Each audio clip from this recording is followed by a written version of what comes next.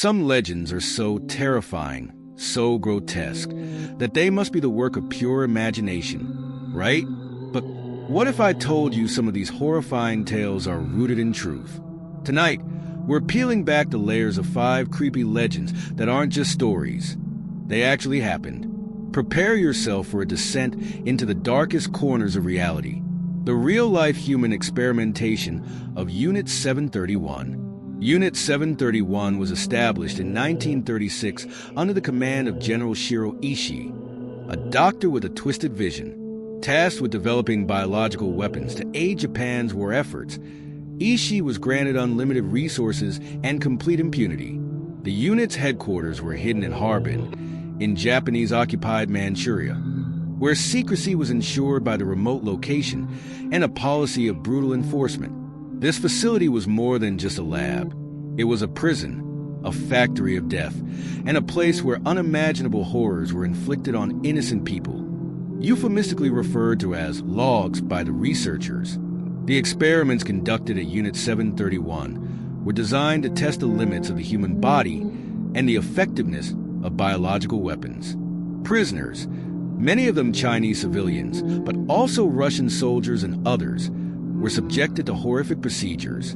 Vivisection. Prisoners were dissected alive without anesthesia to study organ function and disease progression. Frostbite tests.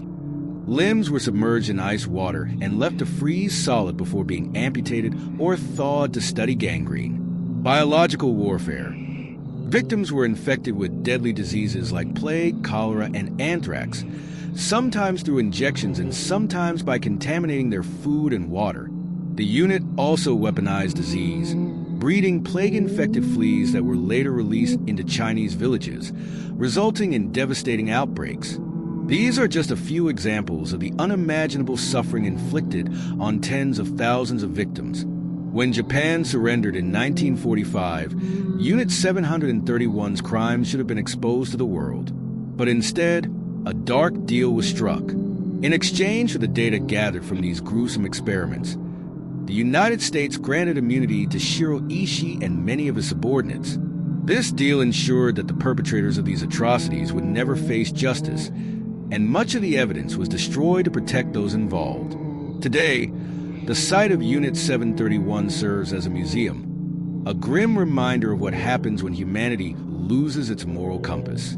Survivors and their descendants continue to seek acknowledgement and justice, even as governments remain reluctant to fully confront this dark past. The Bell Witch, America's most terrifying haunting. The year was 1817, and John Bell and his family lived in a small farmhouse in Adams, Tennessee. By all accounts, they were an ordinary family, tending to their crops and livestock on their land near the Red River. But little did they know, their peaceful lives were about to turn into a waking nightmare. It began with small, almost unnoticeable events. Faint knocking on doors and walls, strange animals seen lurking near the farm, and shadows darting in the periphery of their vision. But this was just the beginning. Soon, the family could no longer ignore the presence. The sounds grew louder, scratching inside the walls, chains dragging across the floors, and disembodied voices echoing through the house. One night, John Bell's daughter, Betsy, woke screaming, claiming invisible hands were pulling her hair and slapping her face. The Bell family quickly realized this was no ordinary haunting. They were dealing with a malevolent entity, a spirit that seemed to have one goal: to destroy them. The spirit began to speak, identifying itself as Kate, a witch who had cursed John Bell for reasons that remain unclear to this day. What's even more chilling is that Kate was not bound by the walls of the Bell home. Visitors who stayed overnight often left terrified, claiming they heard whispers in their ears or felt icy hands gripping their shoulders in the dead of night. Kate seemed to have a particular hatred for John Bell, tormenting him relentlessly. She vowed to end his life, and her threats were far from empty.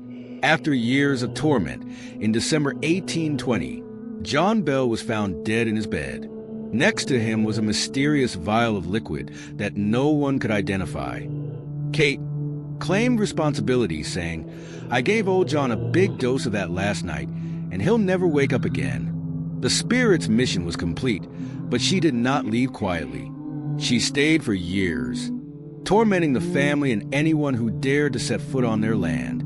Even today, the legend of the Bell Witch endures. Visitors to the Bell Witch Cave near the Old Bell Farm report strange occurrences, unexplained noises, objects moving on their own, and the overwhelming feeling of being watched. Eerie tale of the Green Children of Woolpit. Our story begins in the 12th century, during the reign of King Stephen or perhaps King Henry II.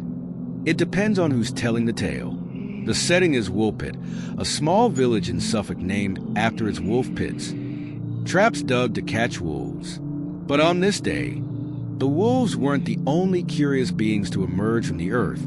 The story goes that villagers working in the field stumbled upon two children, a brother and sister, standing near the edge of a wolf pit.